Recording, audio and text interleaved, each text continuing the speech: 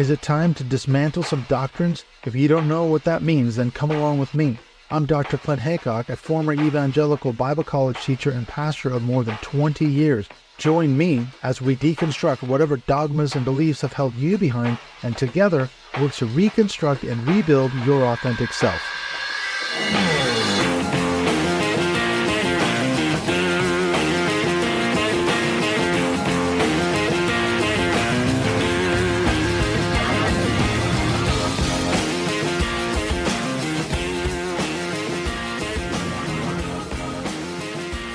Hey everyone, welcome to this edition of the Dismantling Doctrine podcast. I'm your host, as always, Dr. Clint Haycock. Just about to bring you a really interesting conversation with Regina Cates. She is the author of the book, The Real Conversation Jesus Wants Us to Have. And I know what you're thinking. It's the exact same thing I was thinking when I heard that Regina wanted to talk to me. I thought, oh, here we go. Here's another progressive Christian who's trying to rehabilitate the church, trying to rehabilitate the Gospels. It's the exact same argument I had when I was a progressive Christian. I was teaching my learners when I was a Bible college teacher that we needed to recover that authentic church of the first few chapters of the book of Acts, and we had ignored the teachings of Jesus, and that's what I thought this conversation was going to be. And I honestly thought there's a pretty good chance that this episode, quite honestly, is never going to see the light of day. I'll go ahead and talk to Regina because I'm interested in having good, respectful conversations with anybody. I'll do that. But this will probably end up in the dustbin of history. However, as you're going to hear in just a few minutes, this is an amazing conversation from an amazing woman. It's not at all what I expected. So that was a really pleasant surprise. And in fact, we had such a great conversation that I invited Regina back. So she's going to be our guest on our last Dismantling Doctrine podcast Zoom call before we take our summer break. We're going to do that on the 25th of May, just after this episode drops. Now, if you think, wow, Regina's an amazing woman, I really would like to meet her, I'd like to talk to her for an hour, you can do that by becoming a Patreon supporter of the show, and that will get you access to this Dismantling Doctrine podcast Zoom call with Regina. Going to be held on the 25th of May, like I say, at 8 p.m. UK time. So it's a great opportunity to meet Regina and talk to her, get to know her a little bit more for an hour. It's a great benefit for being a Patreon supporter of the show. I just wanted to mention to you what's coming up here in the next episode. Had a really good conversation the other day with Canadian author Lucas Wilson. He's got a book that just came out not long ago.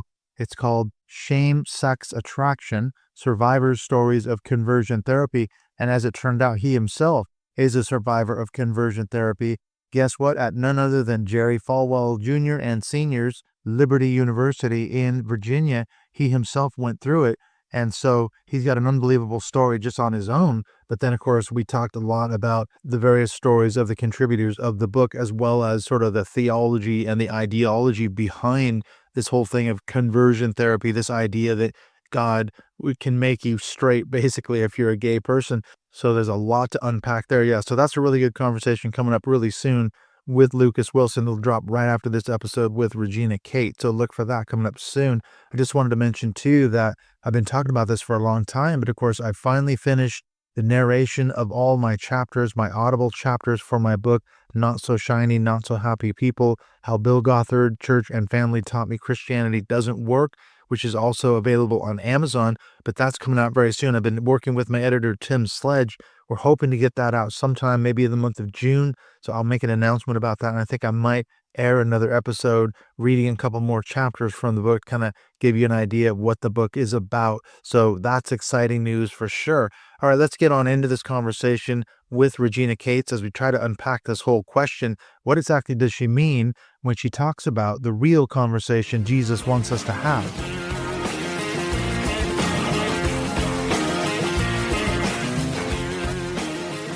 I'm really excited to be talking with Regina Cates, Regina Victoria Cates. So welcome, Regina, to the Dismantling Doctrine podcast. Thank you so much, Clint, for having me. Very honored to be here.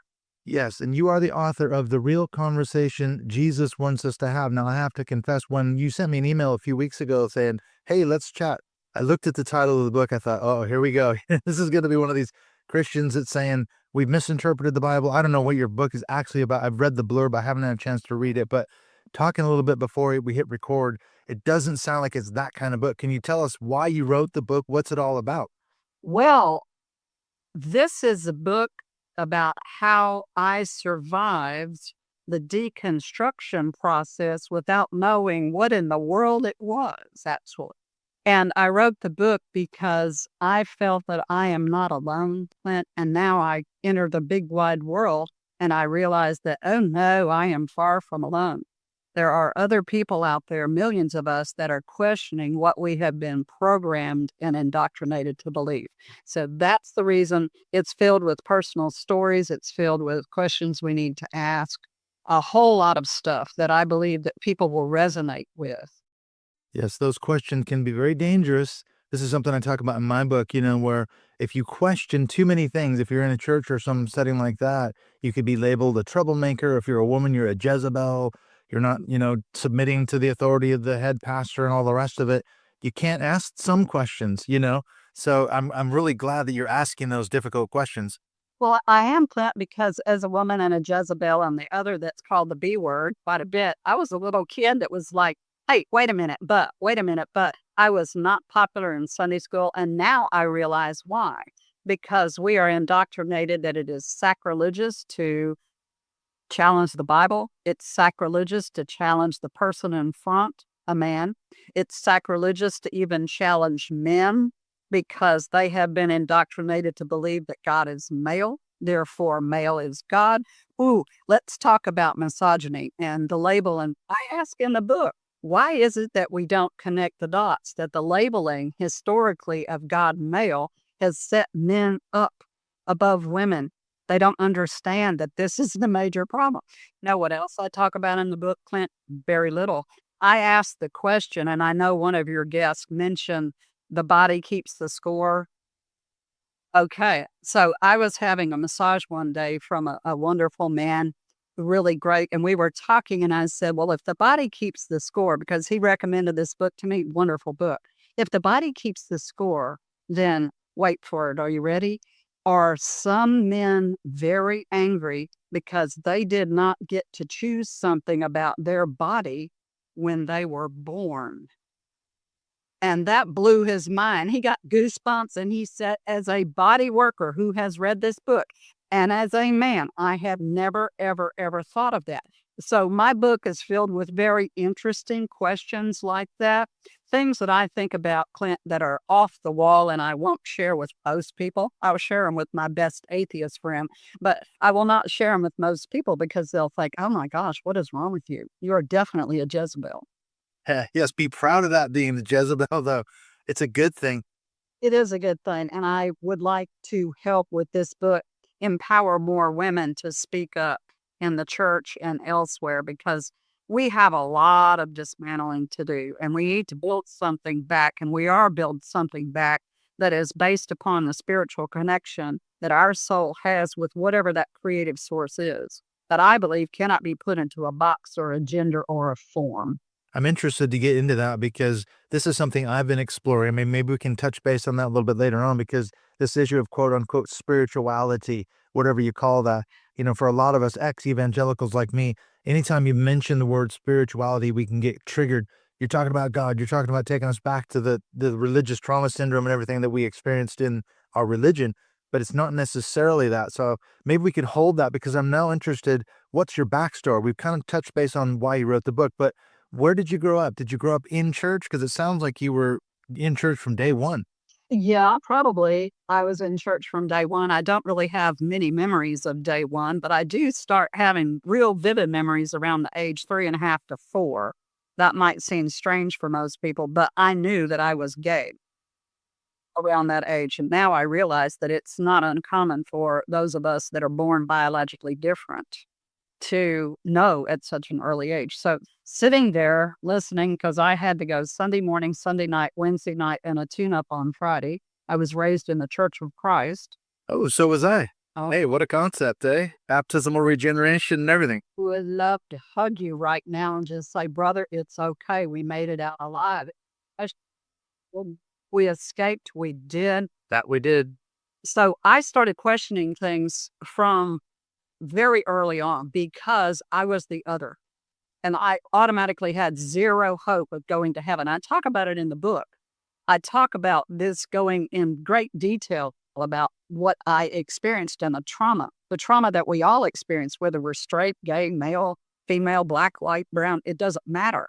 We all experience trauma because, believe it or not, kids, here's a fun fact. We are not born in original sin. We are not sinners. We are connected to whatever that original creative energy is that I think is love, because only love can create something so beautiful as the planet that we have, or the nature we're surrounded by.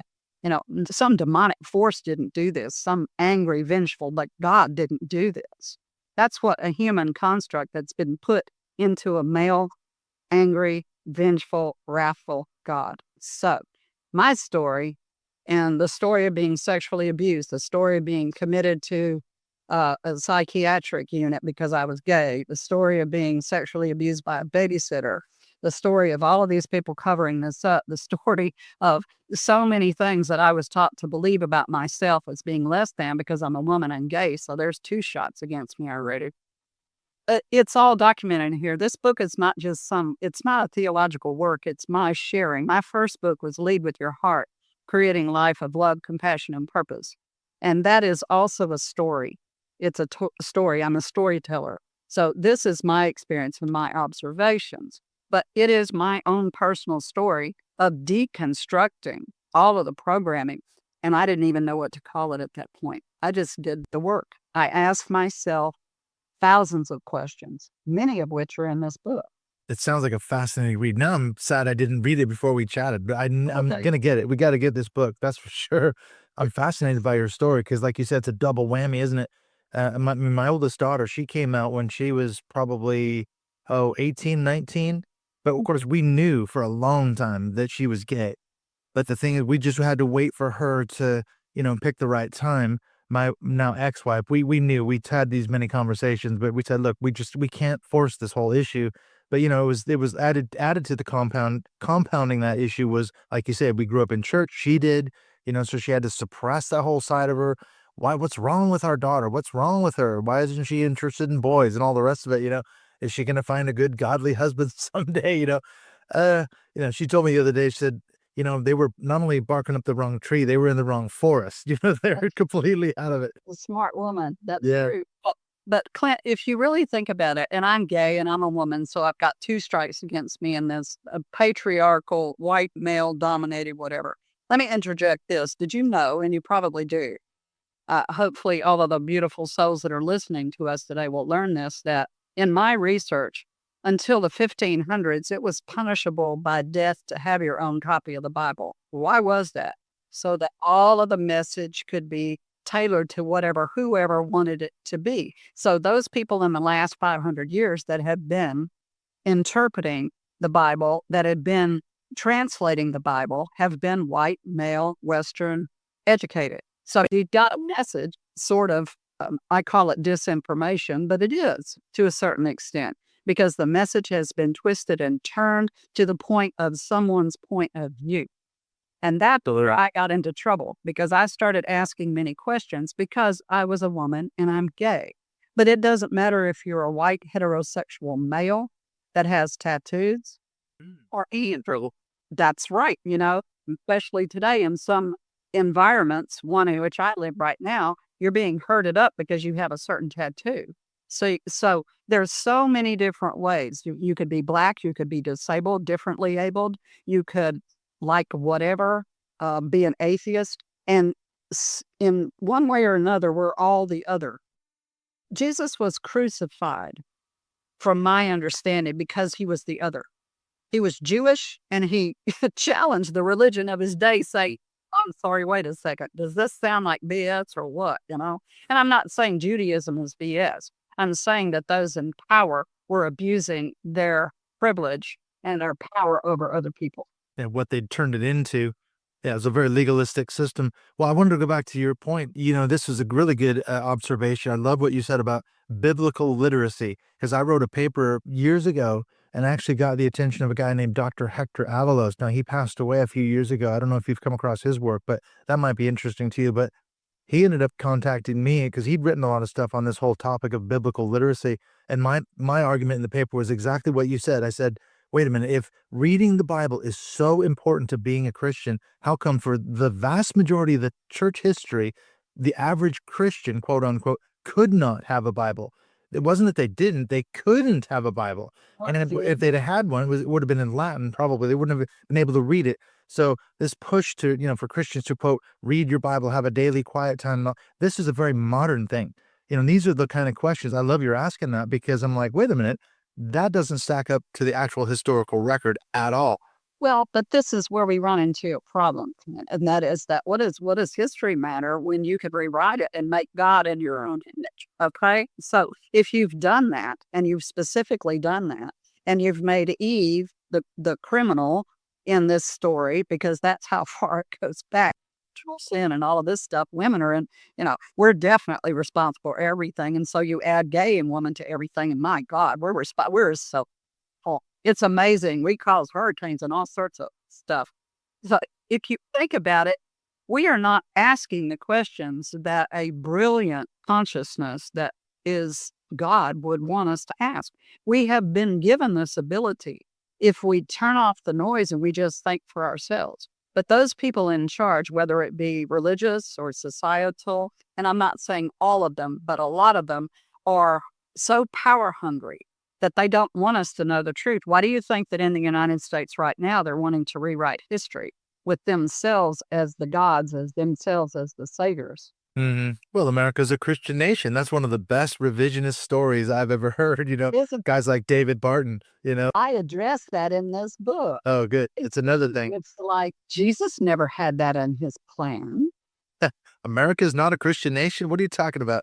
The founding fathers, that's the way they set it up, Regina. Come on. And we have to go back to having it. I found it's an interesting hermeneutic, because their argument is basically these evangelicals, they're saying, well, not only was America a Christian nation, we need to go back to it. We have to follow everything the founding fathers taught us, like they somehow follow the Bible. We're following the Bible like everything it supposedly teaches us, which of course they don't. But where do they get that? Why do we have to be beholden to what one of the founding fathers may or may not have said hundreds of years ago? Why do we have to, follow that script? It's another question, isn't it? Well, it is another question. And Ely Mistal, he's a wonderful man here in the United States. You might know him. He's, I believe, Harvard-educated attorney, wrote this beautiful book called A Black Man's Guide to the Constitution. He talks about how Blacks didn't have any say in the Constitution. Women didn't have any say and still have it in the Constitution. And so there's so many people that were outside of the sphere of influence in writing the United States Constitution. It needs to be updated to reflect the population. But that is exactly the opposite of what folks want to do. Folks, religious and societal and political influence. They're not interested in having other voices at the table. They only want their voice. Well, and now they're saying the quiet parts out loud. I don't know if you followed some of the stories, but I don't know. Are you familiar with Joel Webben, Doug Wilson, some of these guys? They're kind of Christian Reconstructionists. They're sort of like undercover in a way. But now Webben and others, they're coming out and saying, look, we're about establishing a Christian nation here. Now that Trump's in charge again, we're going to get our way again. Women shouldn't have the right to vote. So that's what they're saying it, publicly out loud. These are their talking points now. These Theo bros, these beard guys, that are out there, they're all over the place. But they're getting. Oh, they are. You're absolutely right. And I believe that our Congress recently passed some sort of law that women have to have some sort of proof of their name, whether they're married or not, whatever. I don't know the details of it, but it will disenfranchise a tremendous number of women. And that's the whole point. They don't want women or blacks or brown or anybody else other than white male to vote in this country. But it's not just that. It's getting their hooks into absolutely everything. And now that we have social media, and now that we have this broad range of so-called news outlets that just spew this hate all the time, we've got a population, certainly here in the United States, that has fallen hook, line, and sinker for this hate and misogynistic hate mongering. And what we're seeing in the U.S., and I don't know how prevalent it is in other parts of the world, I think the world is experiencing this, is a real battle between light and dark, good and evil. Because the people who are evil believe that they're doing good. I know you interviewed someone that said, yeah, I really believe this stuff when I was preaching it. I really believed it. Oh, but I did. The problem with that is, if you're not walking in the integrity of what we believe the message, love your neighbor as yourself, then there's a real disconnect between the person, the man, for the inspiration for Christianity and how that plays out in everyday life. So if you're thinking that you're saving souls, but you're persecuting someone, then that's not the same thing as what Jesus was talking about. And that requires a huge suppression of the human ego and a huge lifting of the divine consciousness that lives within each one of us. We call it the soul. We can hear that if we just shut off all of this other stuff. I also talk about that in my book too, overpowering ego to listen to the part of us that's wiser, kinder, more compassionate. Absolutely. Well, and these guys, they're the ones, like you said, they're in charge right now, and look at the laws they've been able to pass with, outlawing abortion in multiple states. And now things like Project 2025, they're rolling it out. They're going to say, well, we're going to make it even more restrictive. So that's another, blow against women's rights, reproductive rights, and all the rest of it. So yeah, they're winning in a way, quote unquote, winning. But what are they winning? This is the thing. Well, but I don't think that their strategy in the end is going to take down the United States. I really do not believe so. And here's the reason I say that, even though I am certainly holding out the very best for all of my fellow citizens, especially the 90 million that didn't even get out to vote for this last election. That's a lot that were. That's a lot of votes. More people didn't vote, I think, than did vote. Isn't that right? For the two different candidates? If you put the people that voted for Trump and you put the people that voted for Kamala Harris together, then it will be more than the people that sat out. But Right. the 90 million people that sat out this election are hugely responsible for what's going on because of Absolutely. yeah, that really is. But I forgot exactly what we were talking about. We're talking about the state of the nation. Well, yeah, but in my belief system, we're going to have to experience a huge wake up call in order to bust ourselves out of this place where we are as human beings, as a species. That's another reason that I wrote The Real Conversation Jesus Wants Us to Have. This is not just for Christians. This is for anybody. I had a book review recently that said that this is the blueprint for saving humanity. That's what this book is, by someone who read it and then reviewed it on Good Faith Media. That's a good review. Yeah, well, I was blown away, actually. Didn't pay a thing for that. It was actually spontaneous. It was just like, oh, well, thank you so much. But the reason that I believe that we are going to have this awakening is because we have to, or else we will cease to exist as a global species. We're ruining our planet for greed. We're ruining our relationships with our fellow human beings for whatever reason. We're ruining everything for our children while telling ourselves that we're doing good, but we're not. And so I believe that more people are going to wake up to the fact of, wait a minute, this isn't working. This isn't going to help us. That, men haven't been the solution to the past 2,000 years and helping us to end war and end hunger and end whatever, blah, blah, blah. That's another thing I talk about in this book. And that is that women are just better at so many things. And for some reason, men have this idea that we cannot do anything, that we should just be stupid. And I think and I talk about it in the book too. I think they're very scared to let go of whatever power they think that they have to have, because if they did, then they would see that we would have a kinder, more peaceful, more loving, more equal world, and their jobs would be so much easier. But there's this great fear. So back to my point, Clint, we're having a spiritual evolution right now. And I hope so. Well, I believe it is, because when the light gets brighter, the dark is really illuminated. And that's what we're seeing. We're seeing all of the dark that's being perpetuated by these people. It makes me think of so many questions. I mean, I'm going back to the title of the book, The Real Conversation Jesus Wants Us to Have. Because like I said, when I saw that title, I thought, oh, she's going to come on the show and she's going to say, now we're misinterpreting the real teachings of Jesus. We got to go back to the Bible and all this. I thought, well, this is going to be interesting to see if that's what her argument is. But I'm interested to hear about that because you could say that. You could certainly make that. And I've had people say that, and I probably said it when I was an evangelical. I went through a progressive Christian phase, and my whole thesis when I was teaching over here was at a Bible college was, we need to go back to the New Testament church. That's what we're missing out on, the Acts church and all the rest of it. So I was trying to make that move. I was trying to get my students to, build churches on that line, so I was in that vein for a long time. So I'm interested, what do you actually mean when you say the real conversation Jesus wants us to have? Should we be reading the Gospels and, getting our hermeneutics pens out and underlining everything, or how does that actually work?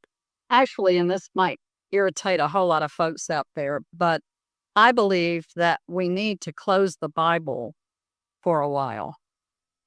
I do. I believe we need to close the Bible, and I believe we need to actually look at what we believe Jesus told us to do in a nutshell, which is love your neighbor as yourself. That's what this whole book is about, the real conversation Jesus wants us to have. How do I love my neighbor if I don't love myself? And how can I love myself if I've been told that I'm a worm or I am a sinner or I'm born with? No, that's all control. So basically, this book is how do I love myself so that I can love my neighbor? And how do I go talk to my neighbor at 2 a.m. that is having a loud party that's keeping me and my children awake? How do I do that and still say loving? And then how do I set a boundary out of love for myself with the person that refuses to listen to any kind of loving reason? That's all described in this book. When to turn the other cheek and when not to. Because 7 times 70 seems like a whole lot of self-abuse that I don't need to take. Absolutely. This conversation is about misogyny, sexual abuse. It's about everything that I could think of that personally happened to me within society, glass ceilings, unequal pay, the persecution of women, the persecution of people of color, slavery, everything that we can talk about that we need to change. But imagining what Jesus would say if he was sitting here going, wait a minute. I'm sorry, wait a minute. No, this is not right. So it's not about the Bible necessarily. It's about what I truly believe the enlightenment that was Christ would have to say today in our modern world. It's funny because I just saw this meme. I think it was today. It's going around now. You may have seen it, where it's a picture of Jesus. He's got a cigarette in his hand. And he's got his head in his hands, and it says, "Jesus, this is Jesus looking at the worst people in the world, calling themselves his followers." I think, boy, there's really something. It's like Gandhi, please save me from your followers type of thing. Christians are some of the worst people. Well, and going back to your original point, okay, men have been in charge forever. This has been said by many people.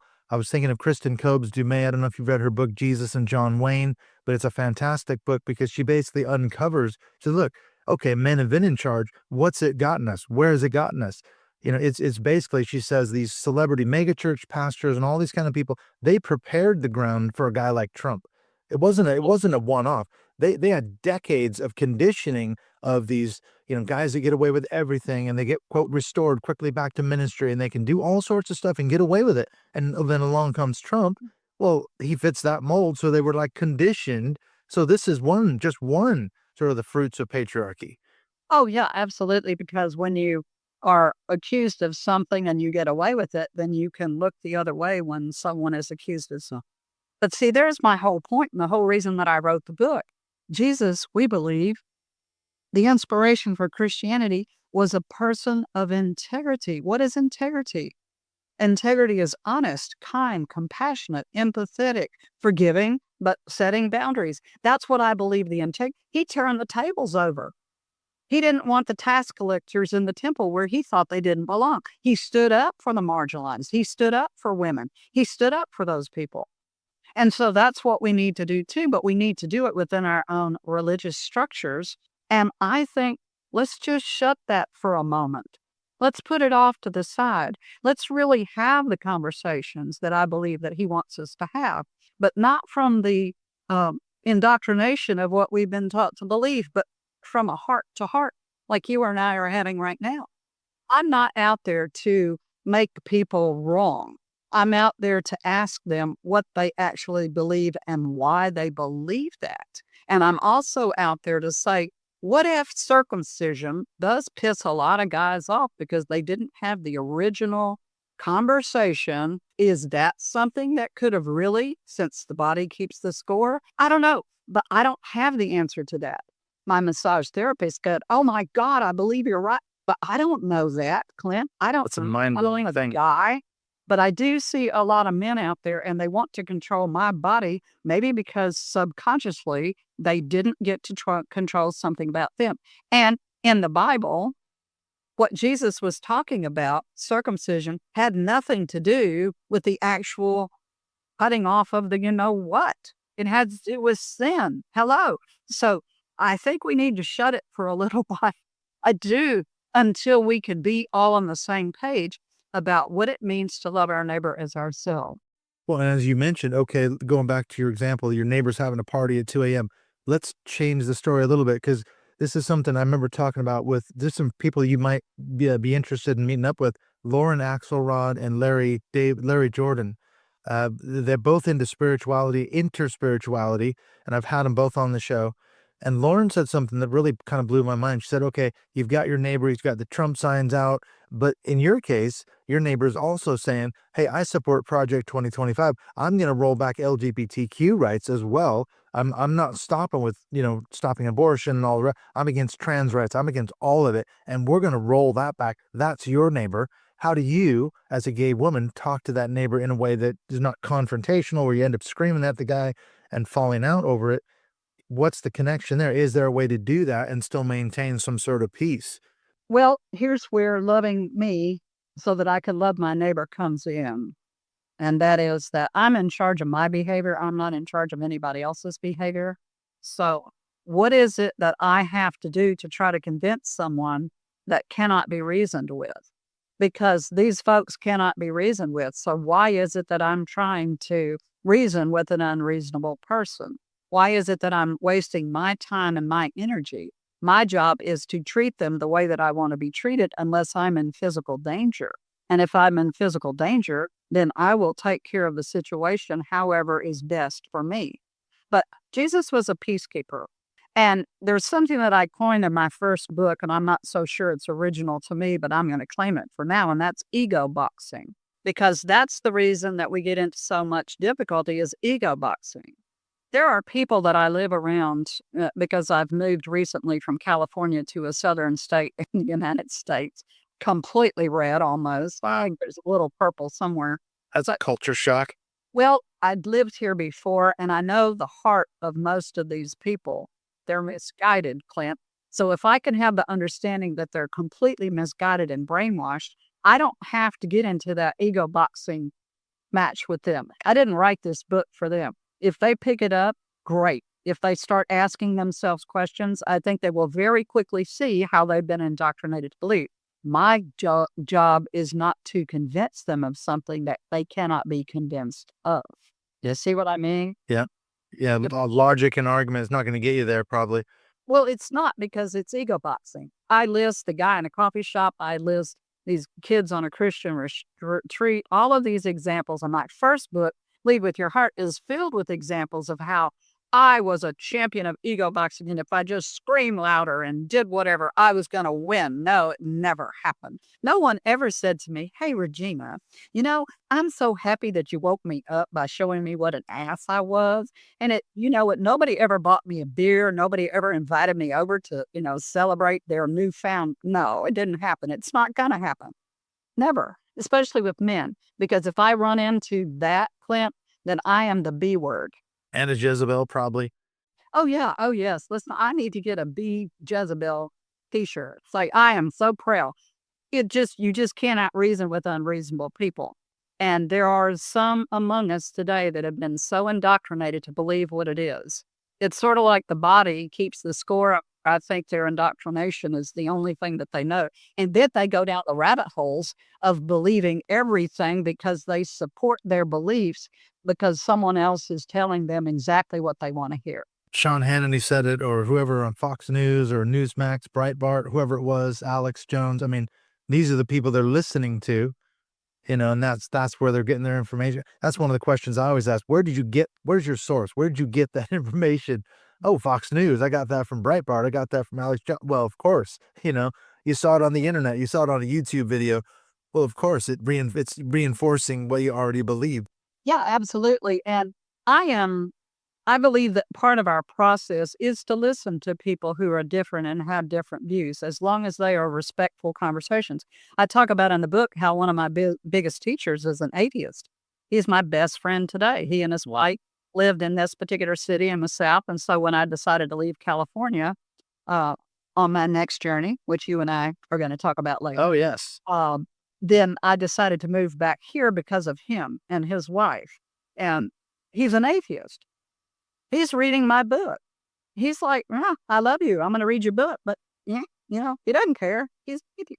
But it's in conversations with him, Clint, that actually deepen my faith in a power greater than myself, and that is the divine. It's because of my conversations with him.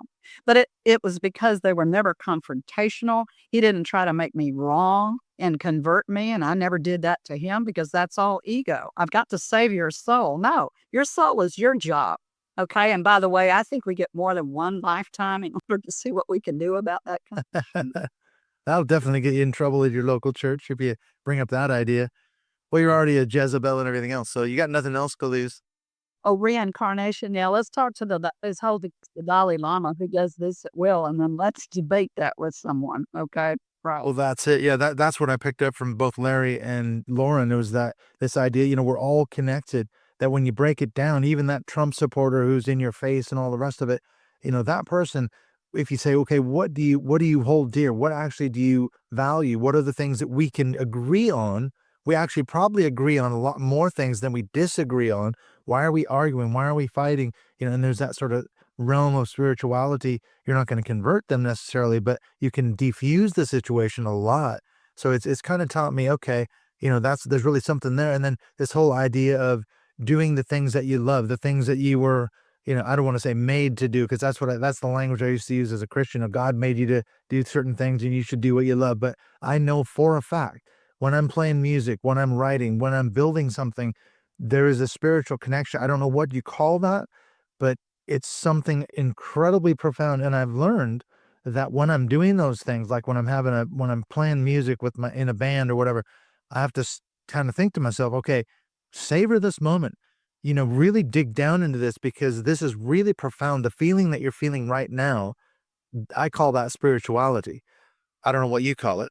That's exactly what I call it. That's perfect. I was a drummer in a rock and roll band too, an all roll band. Yes, I was a long time ago. This book was written by a force that is not me. I was disciplined. I'm not going to say I channeled something. Yeah, it wasn't ghostwriting. Huh? Wasn't ghostwriting. No, it was no 7 years of labor for this puppy. Oh yeah. Ghostwriting. No, it definitely no, but something greater. There is a voice that speaks. I talk about this a lot in my first book, Lead With Your Heart, about things that happened to me through life, starting when I was about 5 and I was riding on a horse and the horse ran off and it was about to go underneath this shed with a low tin roof. And I would have been decapitated if I didn't. 5 years old. Something said quietly, lean down and hold on to the neck. And I did, and I was saved. At that moment, Clint, I knew, wait, there's something out there that's protecting me. That something told me about something that I needed to do today, and it does every day if I listen to it. But see, we have this idea that's got to come in a certain form. It's got to be found here. It's got to be, the Bible gives us all answers because it's absolutely infallible. It's all That's prepackaged. Yeah. And that's the beauty of religion. I mean, I can't remember who said it. I won't take credit for this quote, but he said, that's the beauty of religion. It gives you all the prepackaged answers to all life's big questions. Any question you have, well, we got the answer for that. We've got the answer for this, that, and the other things. You don't have to think anymore. You can just come in here with love on you, love bombing, and all the rest of it, and you'll just be right at home. It's a beautiful system. That is beautiful. But if it were really working, would we be living in the world that we're living? Yeah, and would we people like you and I, would we be deconstructing and wait a minute, we're getting out of this thing? Well, no, I'm really sad to say we're actually running out of time now. However, I've got more questions. I know it's just flying past, isn't it? I've got more questions, and I think we definitely need to continue this conversation. Now, I'm going to ask you, are you available to come back and do a Dismantling Doctrine podcast Zoom call with our Patreon supporters, maybe next month, maybe in May? So I'll hit you up with some dates if you're available. It'd be on a Sunday. I think people would absolutely love to chat with you, get to know you a little bit, spend an hour with you. So we can talk about that a little bit as well. Absolutely, Clint. Are you kidding me? How Yeah. exciting. Oh, Okay, cool. it already. Yep. We'll do that. And then the other thing is, I'll mention again, so your book is called The Real Conversation Jesus Wants Us to Have. Where can they find the book? And then where can people get a hold of you on social media if they wanted to chat further? Well, definitely you can go to my website, which is Romancing Your Soul, on Facebook on Regina V. Cates. I'm out there. I had a few people that I get to connect with every day, which is wonderful. The book is available anywhere books are sold throughout the world. I believe it's available through Barnes & Noble or Amazon or anywhere that books are sold. It's been out since March 4th, so it's relatively new out there. Right. Okay. So that's how people can get a hold of you. We will definitely continue this conversation. Hopefully next month. That would be great. And yes, when we talk about coming, you're going to come visit me. Hopefully I will buy you that pint. You can at least get that. We'll do a pub crawl and I'll take you around and we'll put the world to rights over a couple of pints. Does that sound like a plan to you? I am ready to book my ticket. Okay, do it and we'll talk later. Thank you so much, Regina. I will speak to you again. Good. Thank you, Clint. Loved it.